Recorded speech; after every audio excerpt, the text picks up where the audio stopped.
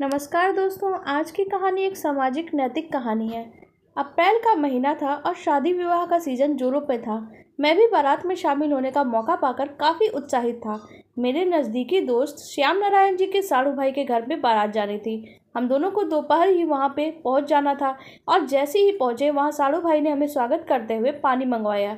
थोड़ी देर में एक नौजवान महिला जो बहुत आकर्षक और सजी धजी हुई थी, पानी और मिठाई लेकर आई। मैंने उसे नमस्ते किया तो उसने भी मुस्कुराते हुए जवाब दिया। मैंने मजाक में कहा, पहचान नहीं रही हैं क्या? वह मुस्कुराई और बोली, क्यों नहीं, पिछली बार भी तो आप आए थे, याद है? यह जानकर मुझे तसल्ली हुई कि उसने मुझे पहचाना था। उसके बाद वो वापस अंदर चली गई। मैंने नारायण जी के साड़ू भाई से उसके बारे में पूछा। उन्होंने बताया कि वो दूर के रिश्ते में उनकी बहन लगती है और उसका नाम सोनम है। शाम होते ही दूल्हे को तैयार किया गया और बारात निकलने की तैयारी शुरू हो गई।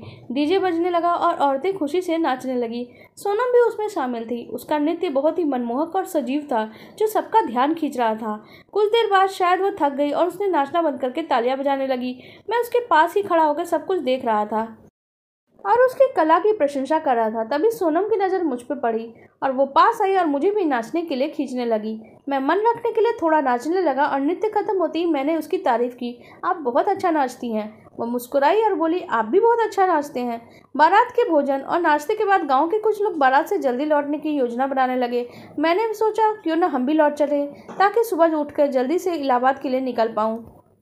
रात के 1 बजे हम लोग बारात से लौट आए। गांव के बाराती अपने अपने घर चले गए और हम दोनों बैठे थे। घर के सामने एक बैठका था जिसमें हम दोनों ने चारपाई बिछाई। नारायण जी अंधेरे की तरफ और चारपाई पे लेट गए और मैं दरवाजे के पास चारपाई पे, जहां से बाहर की रोशनी पड़ रही।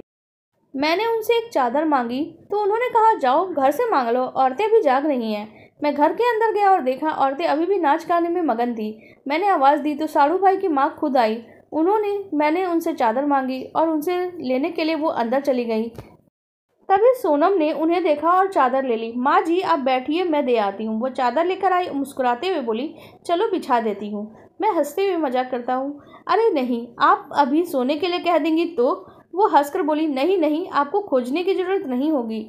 मैंने चादर ली, अपनी चारपाई पे बिछाया, बैठ गया। सोचते सोचते कि सोनम कितनी मजाकिया और खुशदिल है, मुझे नींद आने लगी। करीब 45 मिनट बाद जब मैं लेटने ही वाला था तभी वो फिर से आई और अचानक मुझे पकड़कर चारपाई पे ही लेटा दिया। वो मुझे किस करने की कोशिश कर रही थी। मैं हड़बड़ा के बोला, अरे ये क्या?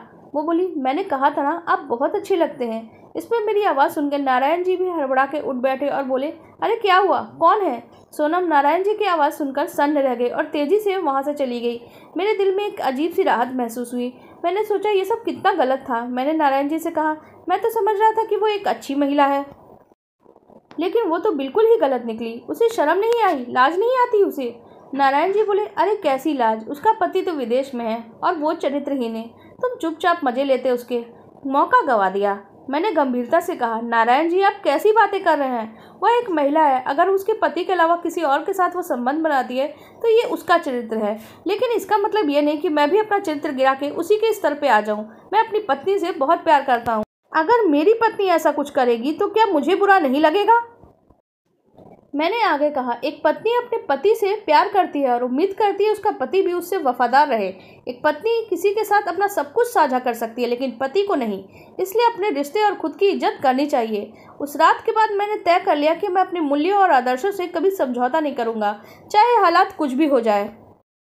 आज भी हमारे समाज में ऐसी महिलाएं और ऐसे पुरुष मौजूद हैं जो ऊपर शराफत का लबादा तो ओढ़ते हैं पर अंदर से चरित्रहीन होते हैं।